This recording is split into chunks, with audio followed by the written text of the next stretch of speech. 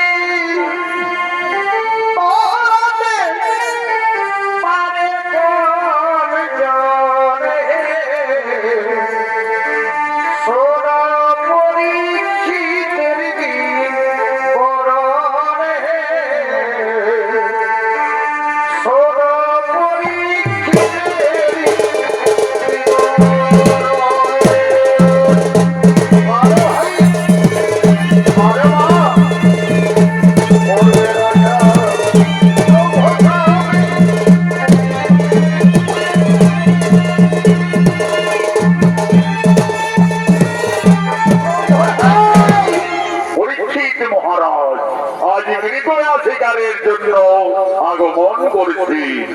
এই পরীক্ষিত রাজার অধীনে স্বর্গীয় আদালত মাহাতর প্রধান শিষ্য ওস্তাদ যুধিষ্ঠির মাহাতো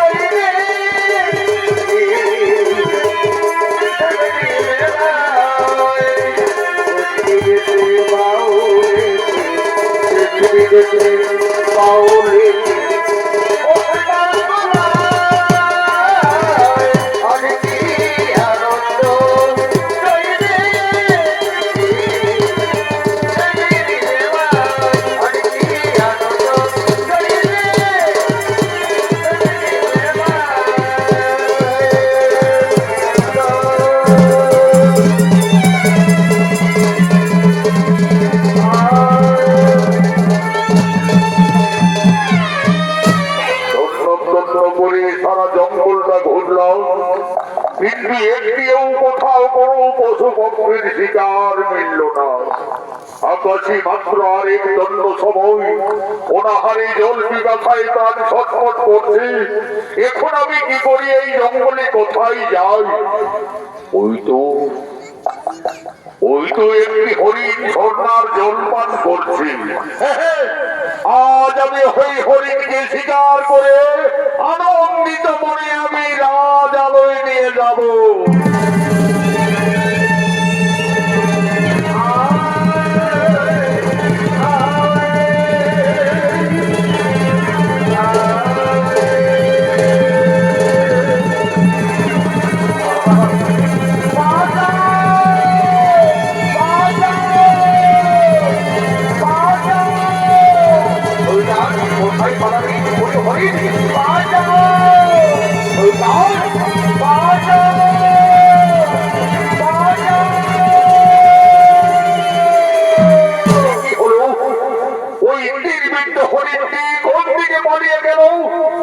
সর্বনাশ হলো। ঘুরি ঘুরি একটি হরিণকে আমি শিকার করেছিলাম, শেষ পর্যন্ত সেই হরিণটি নির্বিদ্ধ অবস্থায় ছুটে পালিয়ে গেল। ওই তো এক ঋষিবর ধ্যানে রয়েছে। ঋষিবর, আপনার এই রাস্তা দিয়ে একটি নির্বিদ্ধ অবস্থায় হরিণ ছুটতে ছুটতে গেল, আপনি দেখলেন কোন দিকে গেল? ঋষিবর, আমি হস্তিনার মহারাজ পরীক্ষিত রাজা বলছি, আপনি আমার কথার উত্তর দিন। ও ঋষিবর, আপনি আমার কথার উত্তর দিবে না? ঠিক আছে ঋষিবর, আপনি ধ্যানেই করুন। আজ ওই তো একটি মৃত সাপ পড়ে রয়েছে। আজ আমি ঋষিবরের গলায় এই মৃত সাপ জড়িয়ে দেব। এই মালা হলো ঋষিবর আপনার রুদ্রাক্ষের মালা। এই মালা পরে তুমি ধ্যানেই থাকো, তুমি ধ্যানেই থাকো।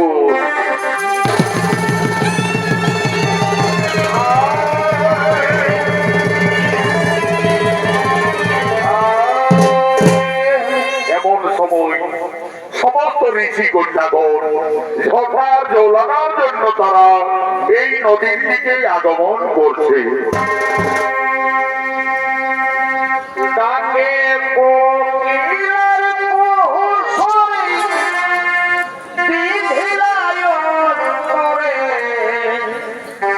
নদীতে জলানিতে যায়,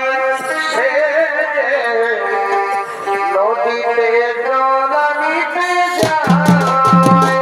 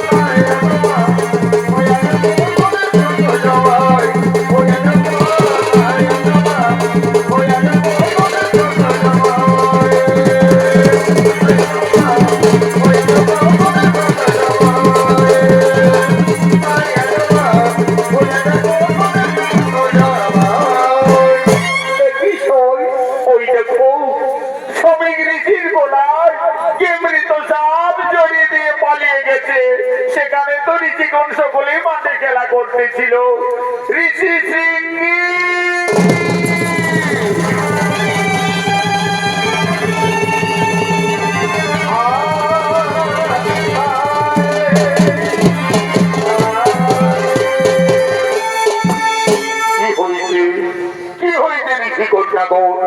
ওই দেখো সিংহি, তোমার পিতার গলায় কে মৃত সাপ জড়িয়ে দিয়ে পালিয়ে গেছে। ওকে, আমার পিতার গলায় এ জনম কর্ম কে করিল? তাই তো এই মৃত সাপ হয়তো 2-3 দিন আগে মারা গেছে। এই মৃত সাপের পোতা গন্ধ নিয়ে আমার পিতা এখনো ধ্যানে বসে আছে। এই মৃত সাপ জড়িয়ে দিয়ে যেই যেখানে পালিয়ে যাক না কেন, ঋষি সিংহি তাকে অভিশাপ দিবে। এই অপর কর্ম যেই না করেছে, আমি যদি ব্রহ্ম সন্তান হই, আমি তাকে অভিশাপ দিচ্ছি, 7 দিবসের মধ্যে তক্ষক নাগ তাকে করিবে ধ্বংস।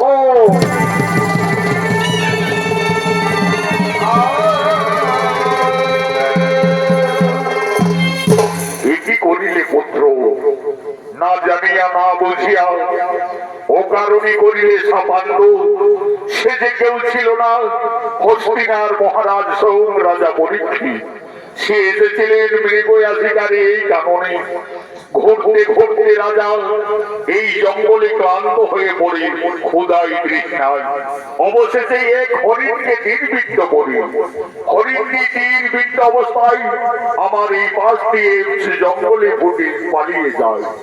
আমাকে মহারাজ বারবার জিজ্ঞাসা করেছিলেন, বলেছিলেন ঋষিবর, আপনার এই রাস্তা দিয়ে এক নির্বিঘ্ন অবস্থায় হরিণ ছুটে পালালো, আপনি কি দেখলেন কোন রাস্তা দিয়ে গেল? পুত্র, আমি মৌন ধ্যানে ছিলাম।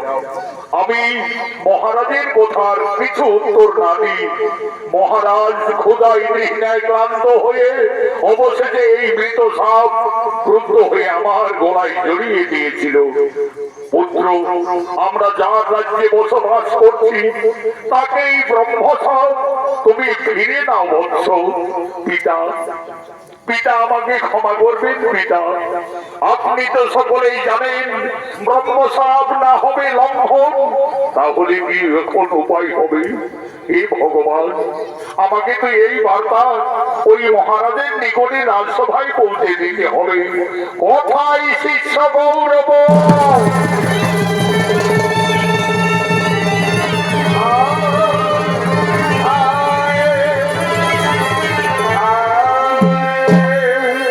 আদেশ করুন গুরুদেব। শুনো গৌরব, আমি মহা সমস্যায় পড়ে গেছি। ক্রুদ্ধ হয়ে পুত্র সিংহী পরীক্ষিত রাজারে করেছে অভিশাপ, 7 দিবসের মধ্যে তক্ষক নাগে তাকে করিবে ধ্বংস। এই বার্তা তুমি যাও শিষ্য ওই রাজসভায় পরীক্ষিত রাজার নিকটে পৌঁছে দাও, যেন মহারাজ পরীক্ষিত 7 দিবস সাবধানে থাকে, যেন পরীক্ষিত রাজা 7 দিবস 7 দিন যেন খুব সাবধানে থাকে। তাই হবে গুরুদেব, আমি এক্ষুনি যাচ্ছি।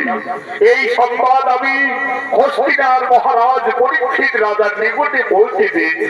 এই বৎস যাও, আর বিলম্ব করো না, আর বিলম্ব করো না। হে ভগবান, হে দয়াময়, এই ঈশ্বর, তোমার লীলাবুঝা বড় তাই প্রভু। যদি পারো পরীক্ষিত রাজার সর্বদংশন থেকে তাকে রক্ষা করো প্রভু। পরীক্ষিত রাজার সর্বদংশন হতে তাকে রক্ষা করো।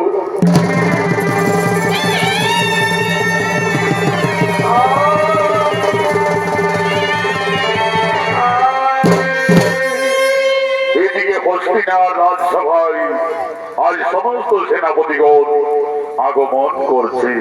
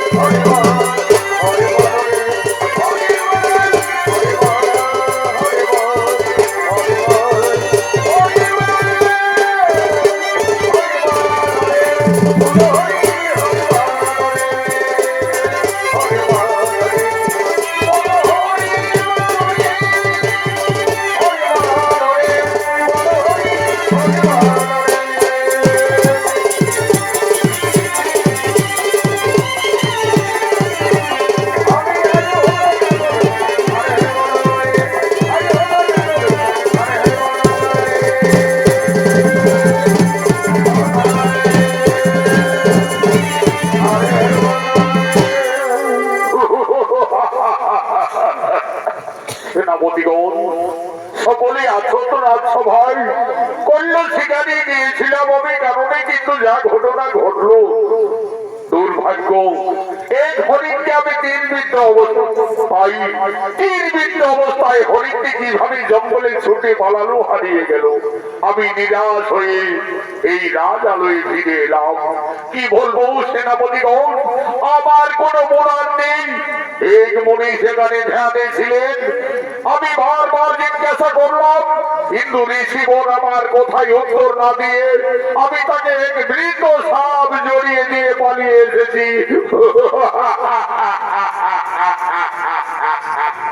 মহারাজ পরীক্ষিত রাজার জয় হোক, মহারাজ পরীক্ষিত রাজার জয় হোক। তিনি জীবন, আপনি ভিতরে আসুন। মহারাজ, আমি শ্রমিক ঋষির শিষ্য গৌরব, আপনার কাছে একটি বিশেষ সংবাদ জানাতে আমি এসেছি রাজসভায়। মহারাজ বলুন, বলুন গৌরব, কি সংবাদ জানাতে রাজসভায় আগমন? মহারাজ, আপনি কল্য শিকারে গিয়েছিলেন কারণে আর মৃত সাপ জড়িয়ে দিয়েছিলেন শ্রমিক ঋষির গলায়। ক্রুদ্ধ হয়ে শ্রমিক ঋষির পুত্র সিংহী মুনি আপনাকে অভিশাপ দিয়েছে। মহারাজ, 7 দিবসের মধ্যে তক্ষক নাগ করিবে দংশন। তাই শ্রমিক ঋষি আমায় এই বার্তা দিয়ে পাঠিয়েছে। মহারাজ, আপনি 7 দিবস খুব সাবধানে থাকবেন। মহারাজ, আপনি 7 দিবস খুব সাবধানে থাকবেন। এখন আমি আসি মহারাজ। 7 দিবসে তক্ষক নাগ করিবে দংশন, শ্রমিক ঋষির পুত্র সিংহী আমায় করিল সাপান্ত। তাহলে ওই সেনাপতিগণ, এখন আমাদের কি হবে উপায়? মহারাজ, আপনি শান্ত হন। 7 দিবস আমাদের সাবধানে থাকতে হবে। মহারাজ, আপনাকে একটি উঁচু বেদিতে আমরা রাখবো। মহারাজ, আর সমস্ত সেনাপতিগণ আপনার প্রহরায় আমরা 7 দিবস নিযুক্ত থাকবো। দেখি কিভাবে সর্বদংশনে আপনার মৃত্যু হয়। তোমরা ঠিকই বলেছ সেনাপতিগণ, 7 দিন আমাদের খুব সাবধানে থাকতে হবে।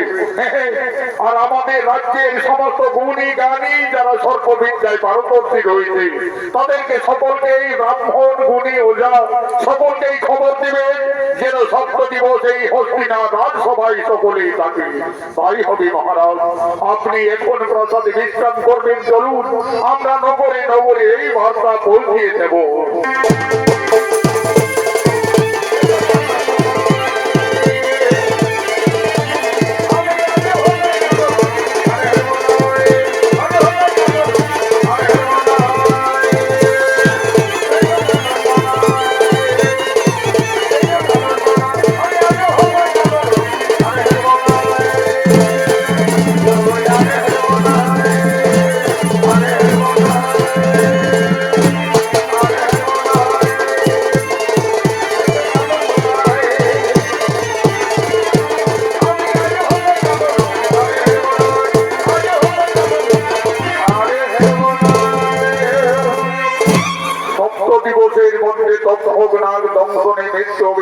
পরীক্ষিত রাজা, তাই আজ ব্রহ্মশাপ পালন করার জন্য তক্ষক নাগ পরীক্ষিত রাজাকে দংশন করার জন্য হস্তিনার দিকে আগমন করছে।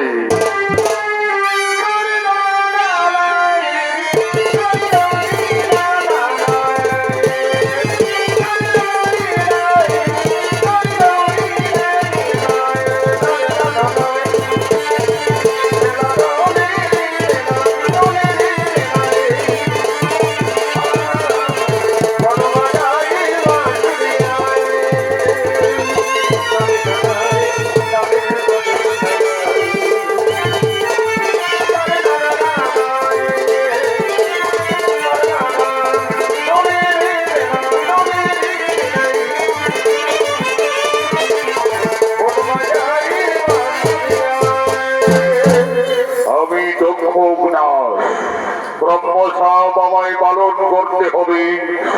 7 দিবসের মধ্যে পরীক্ষিত রাজার মস্তকে আমাকে দংশন করতে হবে।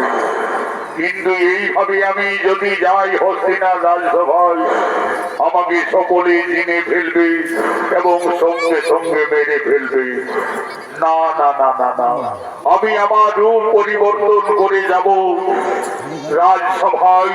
সঙ্গে সঙ্গে আজ ছদ্মবেশ ধরছেন দক্ষক নাগ।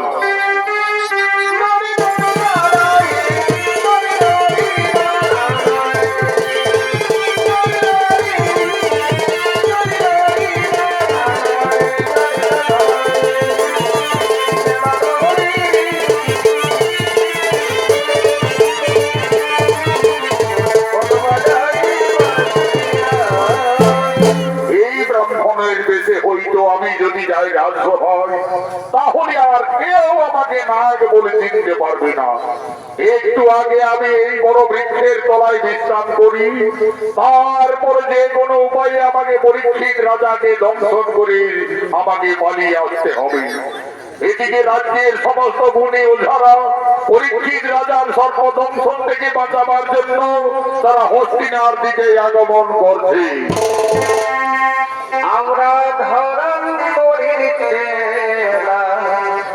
মরিলে বাঁচাতে পারি সাপে কাটাচ্ছে না।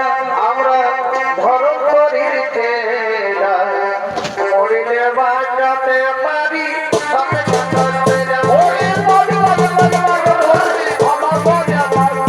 ধরন করিতে মরিলে বাঁচাতে পারি সাপে কাটাচ্ছে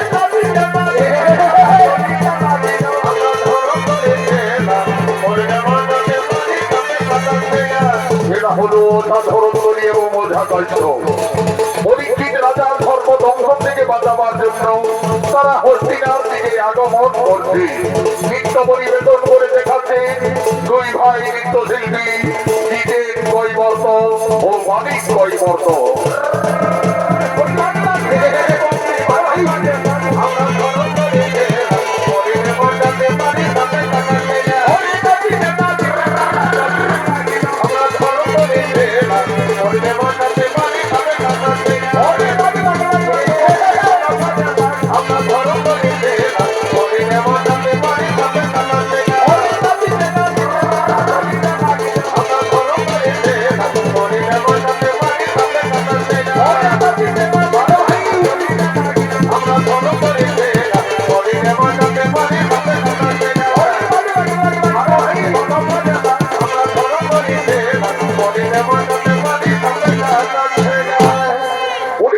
রাজার নাকি সর্বদংশন হবে, তাই আমাদের যেতে হচ্ছে রাজসভায়। সব কিছু কাজ ছেড়ে আমাদের পরীক্ষিত রাজাকে আগে বাঁচাতে হবে। কিন্তু ওঝা কাশ্য, যদি শালা কোনো নাগ যদি এসে পড়ে, তাহলে আর আমাদের কাছে পালিয়ে যেতে পারবে না। যে কোনো মন্ত্রী শক্তি সাহায্যে আমরা তাকে বন্দী করবো, কিন্তু আগে একটু নেশাটা করে দিই, তারপরে আমরা যাব পরীক্ষিত রাজার সর্বদংশন দিকে বাঁচাতে। আরে অর্দলা বরদলা মা ষষ্ঠী মায়ের খেলা, তুই শিখেছি কাঁদাতে, আমি শিখেছি বোঝাতে। কার দোহাই সীতাশী রামের দোহাই, কার দোহাই মা কাভালির দোহাই, কার দোহাই নরসিংহর দোহাই।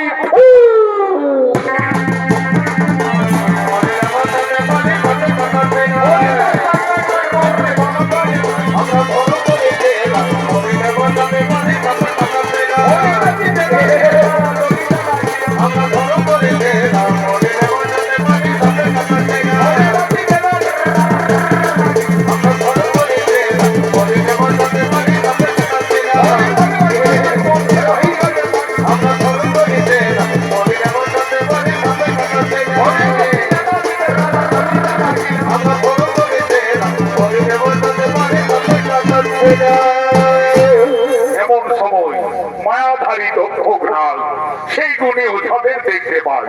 সঙ্গে সঙ্গে আজ ছদ্মবেশ ব্রাহ্মণের বেশে ওঝাদের সামনে গিয়ে বলছে, এ বাবারা তোমরা কোথা যাবে? আমরা যাচ্ছি হে বুড়া বাবুন, পরীক্ষিত রাজার নাকি ব্রহ্মসাপ হয়েছে, তার নাকি সর্বদংশনে মৃত্যু হবে। তাই মহারাজের আদেশে আমরা তাকে রাজসভায় বাঁচাতে যাচ্ছি।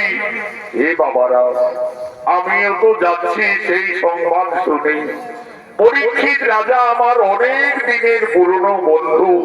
আমি যখন এই সংবাদ শুনলাম তখন বলি যাই মহারাজের কাছে একটু দেখা করে আসি। কিন্তু হে বাবারা, তোমরা কত বড় গুণী ওঝা। আমি যদি আমার মন্দিরে ওই বড় বৃক্ষটাকে আমি যদি মারতে পারি, তাহলে তোমরা আবার তাকে জীবিত করতে পারবে? নিশ্চয়ই পারবো হে বুড়া বাবু। তুমি হয়তো ওঝা ধরন্তরীকে এখনো জানো না। লাও, তোমার মন্ত্র শক্তি দিয়ে তুমি যদি ওই গাছকে মারতে পারো, তাহলে আমাদের মন্ত্র শক্তি দিয়ে সঙ্গে সঙ্গে আবার বাঁচাবো। এই মায়াধারী দক্ষ আজ সেই বড় বৃক্ষকে ওঝাদের পরীক্ষার জন্য তার প্রধান হলে মারতে চলেছে।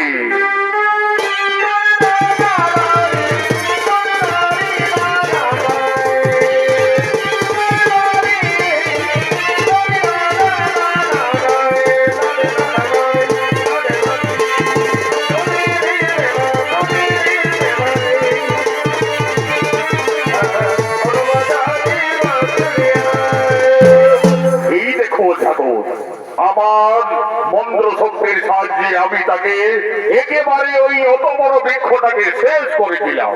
লেও দেখি বাবারা, এখন তোমাদের মন্ত্র শক্তির সাহায্যে আবার তোমরা তাকে বাঁচাও। ও হে বুড়া বাবু, তুমি আমাদের চিনতে পারো না। আমরা কত বড় গুণী, কত বড় হইয়া। দেখো এখন নিমিষের মধ্যে অত বড় বৃক্ষটাকে আবার আমরা বাঁচিয়ে তুলবো। আরে একদিন গোপনেতে সত্য ভাবা সুন্দরী পলক বেলিতে সমুদ্রের মন করেছিল চুরি। সমুদ্র তখন সে চারিদিকে চাই, সম্মুখেতে অর্জুনের দেখিবারে পাই। এই ধুলা পড়া অন্য কিছু নয়, এই ধুলা পড়াই মৃত জীব পুনরায় জীবের সন্তান হই। আর এই গাড়ি গাড়ি যেমন গাড়ি কে কাটে ওঝা ধরন্তরী কাটে, কে কাছে ওঝা কাশ্যপ কাটে। কার দোহাই নরসিংহর দোহাই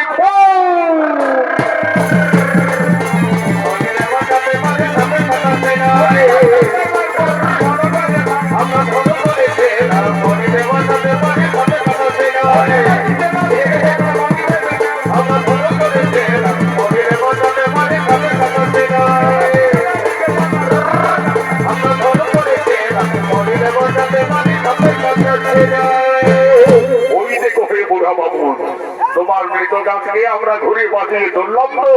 দেখো দেখো, কিন্তু ওঝা কাশ্যপ এইদিকে আয়, এইদিকে শোন।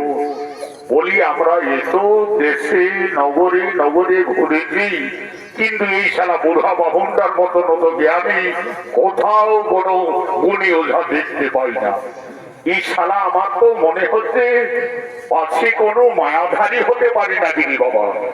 আগে আমাদের জানতে হবে ওই শালা বুড়া বাবুর কোথাকার বটে, কোথায় তার ঠিকানা। বলি হে তুমি ভণ্ড তপস্বী ব্রাহ্মণ, বলি তোমার কি নাম, তোমার কোথায় ধাম? এ বাবারা, আমার না কোনো সঠিক নাম আর না কোনো থাকার সঠিক ধাম। ঠিক আছে, এইদিকে শোন, এইদিকে শোন, এইদিকে আয়, এইদিকে শোন শোন শোন। আমি বলছি এই শালা বুড়া নিশ্চয়ই কোন মায়াধারী বটে। এই শালা কথা বলতে বলতে জীবের অংশটা তার কাপা দেখা গেল। নিশ্চয়ই এই কোনো মায়াধারী নাগ হতে পারে। এই বুড়া বাবু, সত্যি করে বল তোর আসল পরিচয় কি? এই ওঝা ধরন্তরীর চোখকে ফাঁকি দিতে পারিস না। দেখ তোর এই মুহূর্তে আসল রূপ আমি তৈরি করছি।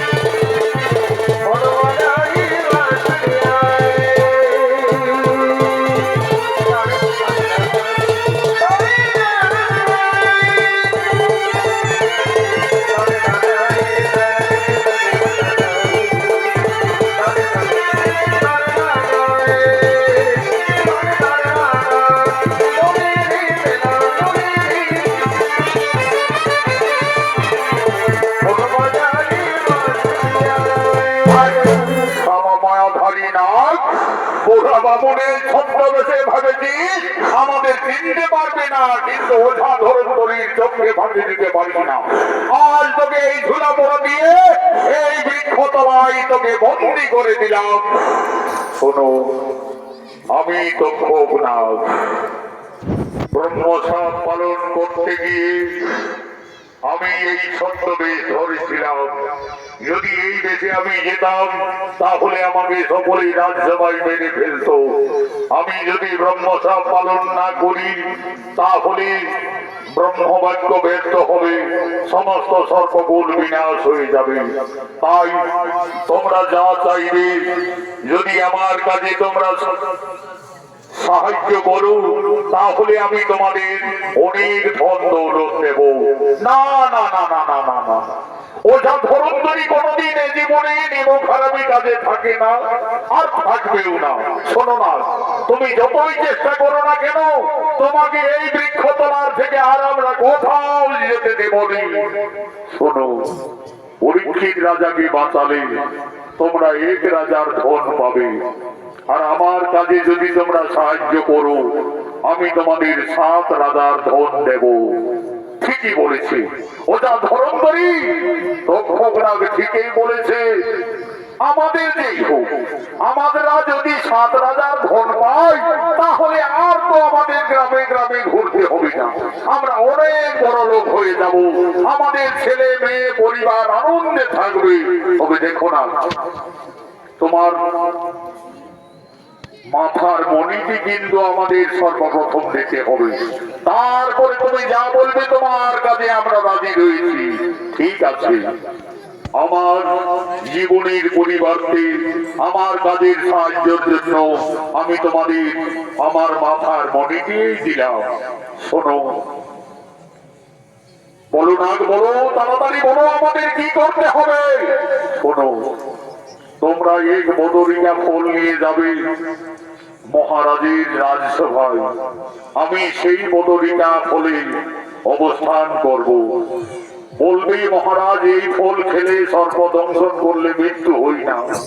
যেই না মহারাজ পরীক্ষিত রাজা সেই বদরিকা ফল খেতে যাবে, আমি সঙ্গে সঙ্গে আমার বিরাজ মূর্তি ধারণ করে আমি মহারাজকে দংশন করে পালাবো। এই কর্তব্য তোমরা পালন করতে পারবে তো? হ্যাঁ, পারবো না পারবো। আগে আমাদের 7 রাজার ধন, তোমার মাথার মনে কিছু আগে দাও। এই নাও, আজ আমি আমার মাথার মণিটি তোমাদের দিলাম। ঠিক আছে না, এসো, এরপরে তুমি আমাদের এই ঝুলিতে বদরিকা ফলে আশ্রম করো, আর আমরা তোমাকে নিয়ে যাব সেই রাজসভায়।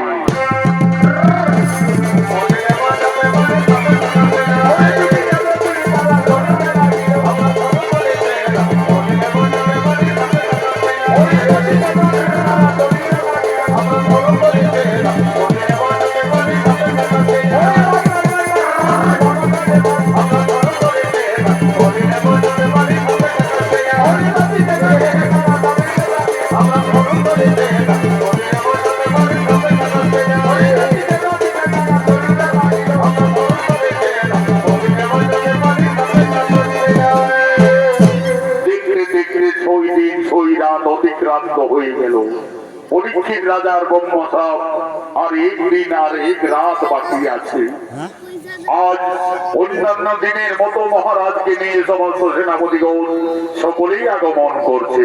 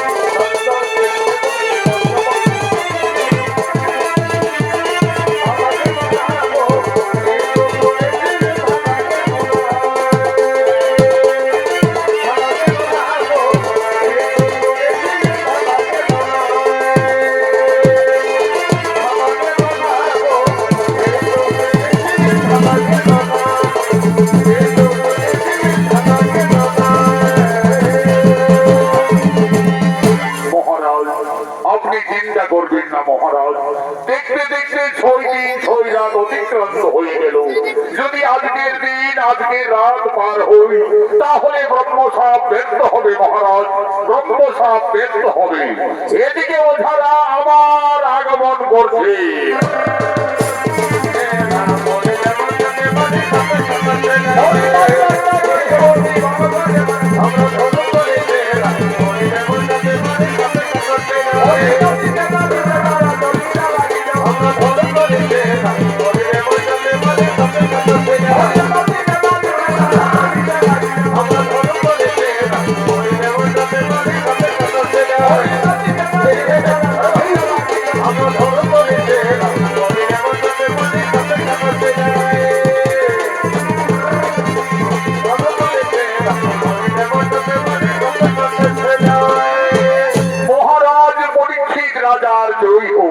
মহারাজ আপনি চিন্তা করবেন না মহারাজ, আমরা হলাম এই রাজ্যের সর্ববিদ্যায় সর্ববন্ধে পারদর্শী। যদি কোন সর্প আপনাকে দংশন করে সঙ্গে সঙ্গে আমরা আমাদের মন্ত্র শক্তির সাহায্যে আপনাকে বাঁধিয়ে তুলবো মহারাজ। মহারাজ বহু পরিশ্রম করে আপনার জন্য আমরা একটি বদরিকা ফল নিয়ে এসেছি মহারাজ। এই বদরিকা ফল খেলে সর্বে দংশন করলে কোনোভাবেই মৃত্যু হই না মহারাজ, কোনোভাবেই তার বিষ লাগে না। ওই দেখি তোমাদের বদরিকা ফল এই দিন মহারাজ, এই ফল খেলে কোনোভাবেই সর্বে দংশন করলে মৃত্যু হই না। ঠিক আছে, আজ আমি এই বদরিকা ফল খাবো। এই বদরিকা ফল খেয়ে আমি ব্রহ্মসাপ ব্যক্ত করবো। এই বদরিকা, এই বদরিকা কি এই ফলের মধ্যে কি যেন দেখা যাচ্ছে, একই সর্প।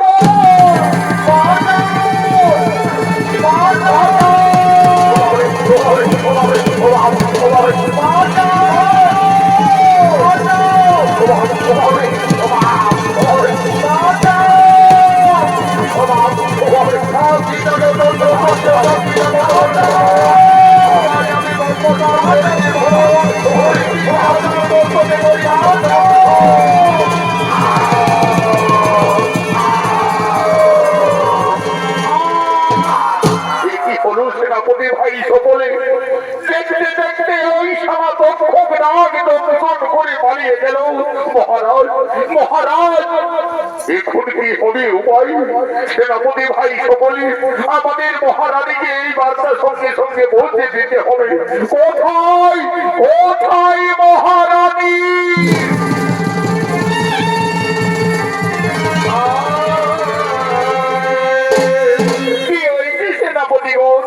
মহারানী আমরা মহারানীর শেষ রক্ষা করতে পারলাম না মহারানী। মায়া ধরে বদরিকা ফলে আশ্রয় নিয়ে মহারাজকে দংশন করে এই মাত্র ছুটে পালিয়ে গেল। ওই দেখো মহারানী, মহারাজের নিথর দেহ পড়ে রয়েছে। হতে পারি না, হতে পারি না, একই হলো ভগবান। স্বামী তুমি কোথায় গেলে? হতে পারি না, একবার মহারানী মহারানী বলে আমায় দেখো মহারাজ, একবার মহারানী মহারানী বলে আমায় দেখো। আশার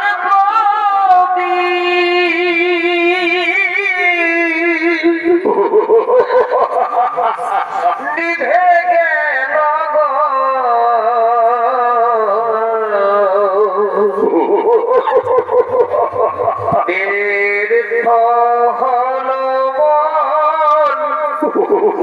সারা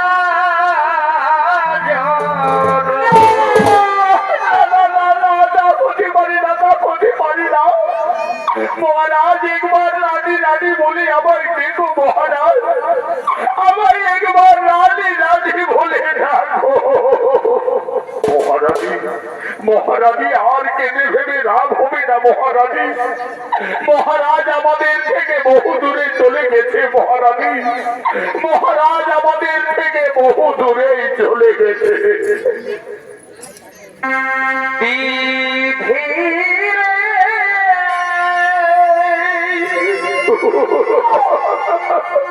ওরে বিধি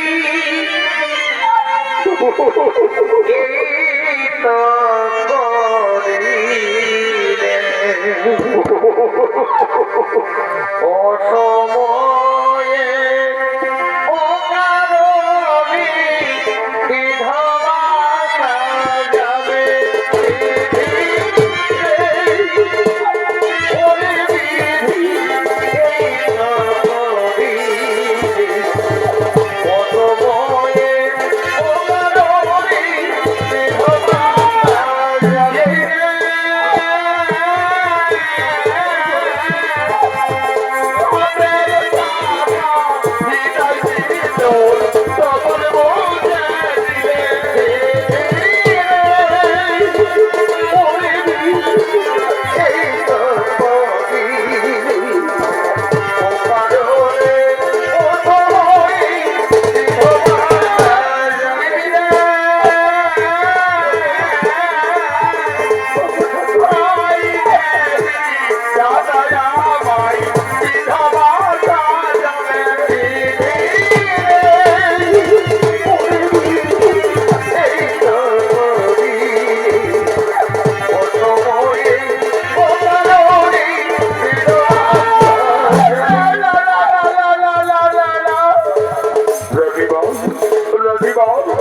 আর আমাদের কেটে ফেলে কিছু লাভ হবে না রাজিবা।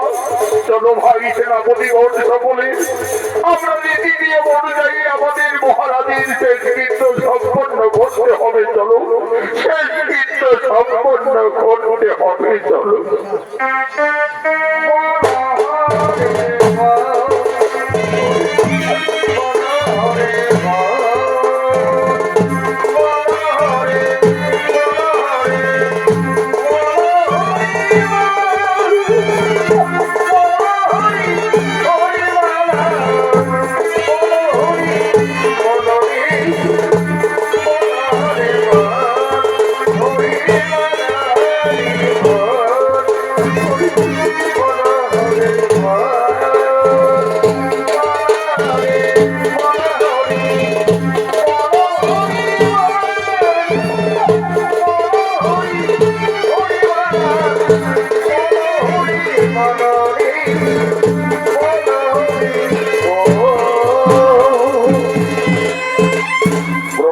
ব্যর্থ হলো না।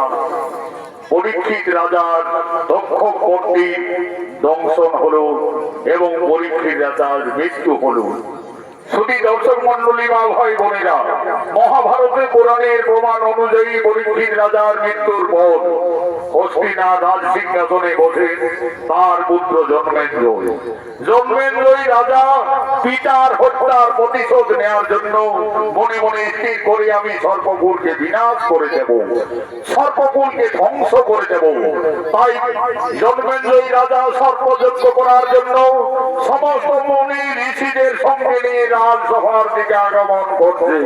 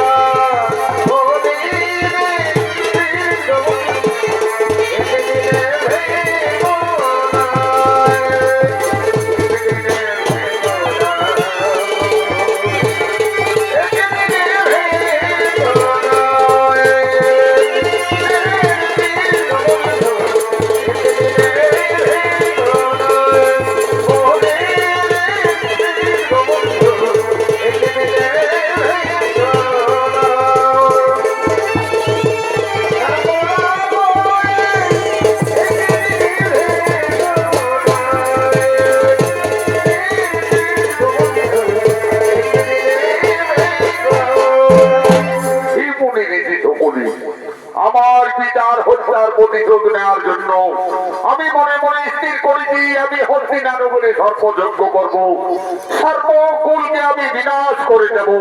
তাই আর বিলম্ব না করে আপনারা সকলে উপস্থিত নেই, আমি এই সর্পযজ্ঞ শুরু করছি। আপনারা আসুন, রীতি নিয়ম অনুযায়ী সর্পযজ্ঞ বিনাশের জন্য যজ্ঞ আরম্ভ করুন। জন্মেঞ্জয়ী রাজার আদেশে সঙ্গে সঙ্গে সর্পযজ্ঞ শুরু হলো। ও নমো ও নমো সাহা ও নমো সাহা। এই সর্পযজ্ঞের ত্রাসে আজ সমস্ত নাগরা একে একে সেই আগুনের কুণ্ডলের দিকে আগমন করছে। ওম নমঃ নমো নমঃ ওম নমো সাহা ওম নমঃ নমো নমঃ।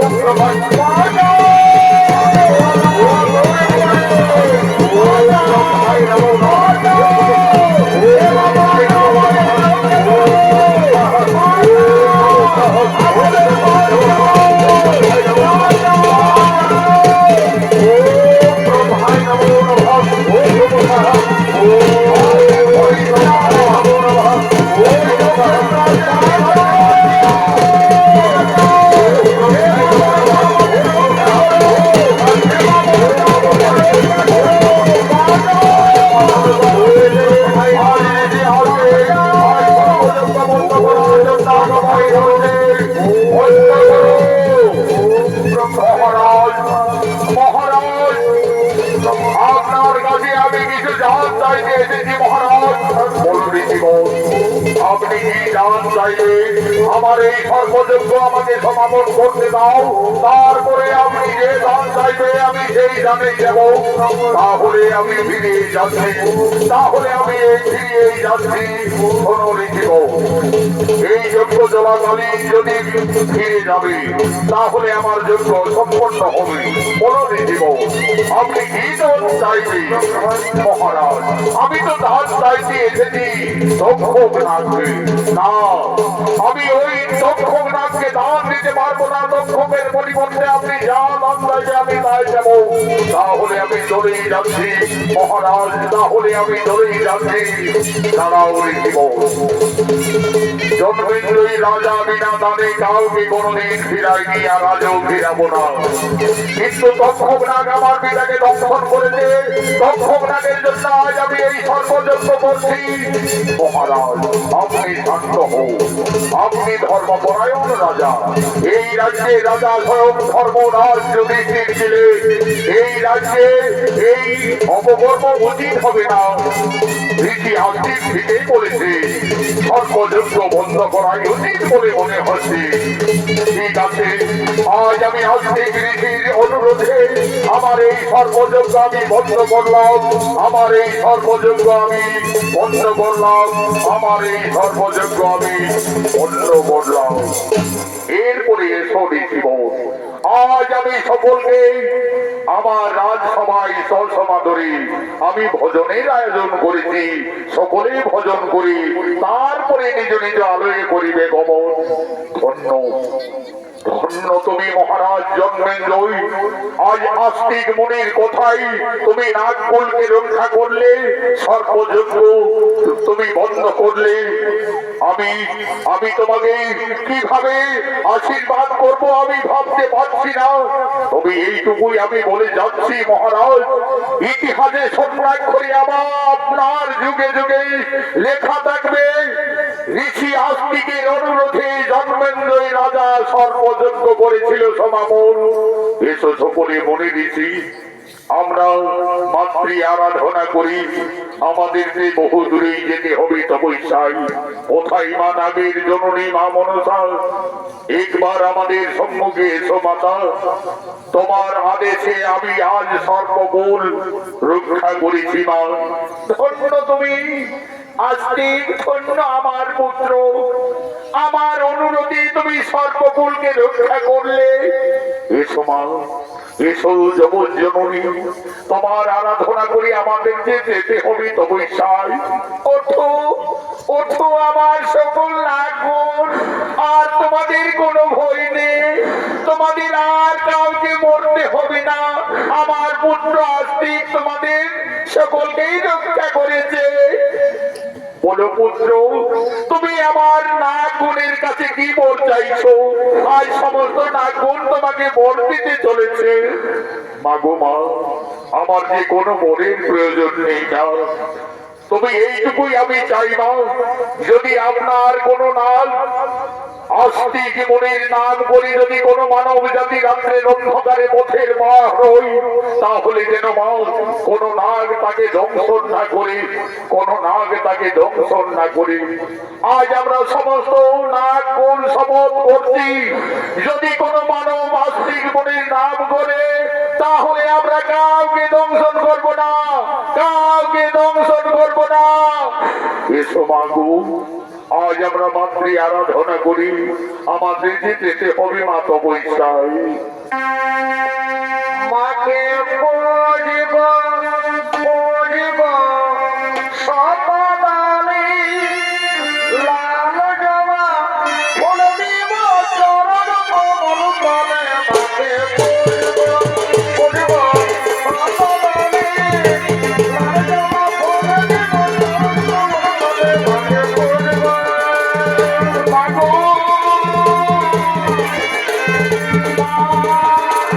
সত্যটা পাবো জীব জনম মনে। মাকে পুজিব পুজিব সপদানে, লাল জবা ফুল দিব চরণ কমল তলে। মাকে পুজিব মণি মাতা ভগবতী মা যোগী জপা জরোৎকারু মণি মুদ্রি দেবী মনসা মাতাই নমো নমো। মণি মাতা ভগবতী মা যোগী জপা জরোৎকারু মণি মুদ্রি দেবী মা মনসাই নমো নমো নমো।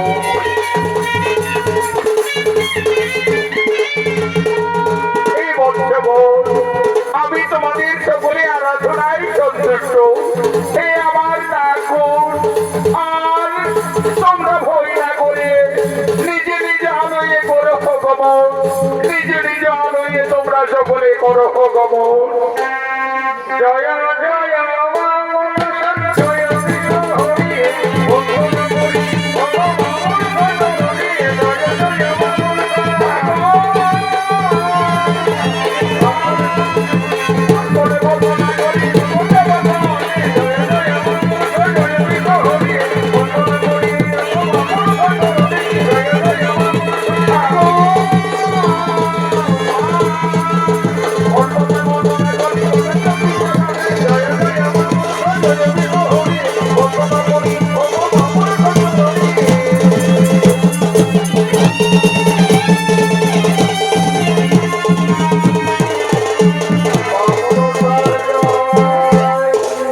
জয়